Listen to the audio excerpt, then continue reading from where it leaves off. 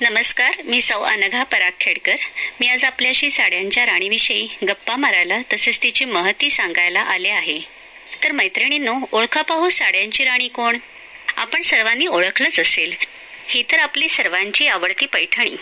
पैठणीची ओळख आपल्याला औरंगाबाद जवळील पैठणकडे घेऊन जाते. खरं तर पैठण म्हटले की आपल्या डोळ्यासमोर येते ते संत एकनाथांचे पैठण. अशा पावित्र्य लाभलेल्या पैठणची पैठणी हे महावस्त्र भारतीय संस्कृतीचे पावित्र्य व मांगल्याचे प्रतीक आहे.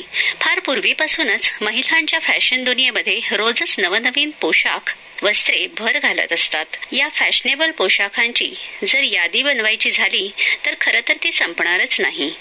पण या सर्वांमध्ये कित्येक शतकापासून आजपर्यंत खऱ्या अर्थाने दिमाखात अस्तित्व टिकवून आहे ती आपली भारतीय परंपरेची साडी व त्यातही विशेष करून साड्यांची राणी पैठणी. तर मैत्रिणींनो, आता आपण या पैठणीची थोडीशी ओळख करून घेऊ. खरं तर मूळ पैठणी म्हणजे अत्यंत उच्च प्रतीचे रेशीम व सोने वापरून हातांनी विणलेले एक श्रीमंती महावस्त्र.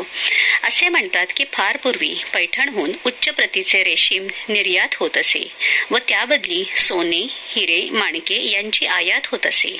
पण काळाच्या ओघामध्ये या मूळ पैठणीमध्येही विविध बदल होत गेले. आज आपल्याला मूळ पैठणीसह इतरही विविध प्रकार पाहायला मिळतात. पैठणी कोणत्याही प्रकारची असो, तिची विशेष खासियत आहे ती तिच्या पदर व काठाच्या कलाकुसरीमध्ये. पैठणीच्या पदरावरील कलाकुसरीमध्ये प्रामुख्याने आपला राष्ट्रीय पक्षी मोर दिमाखात मिरवत असतो.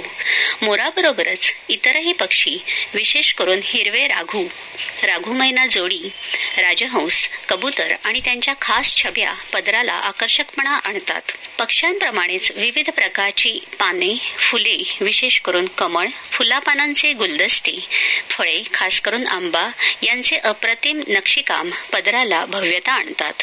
खरोखरच पैठणीचा पदर म्हणजे भारतीय कलेचा एक उत्कृष्ट नमुना आहे. तर अशी ही पक्षी, पाने, फळे, फुले यांनी रेखाटलेली पैठणी ही मानवाचे निसर्गाशी असलेले अतूट नाते दर्शवते. एक प्रकारे ती आपल्याला निसर्गाच्या जवळ जाण्याचा, त्याला जपण्याचा संदेश देते. रंगांबरोबरच सोन्याचे जरीकाम केलेले पैठणीचे काठ फारच खुलून दिसतात.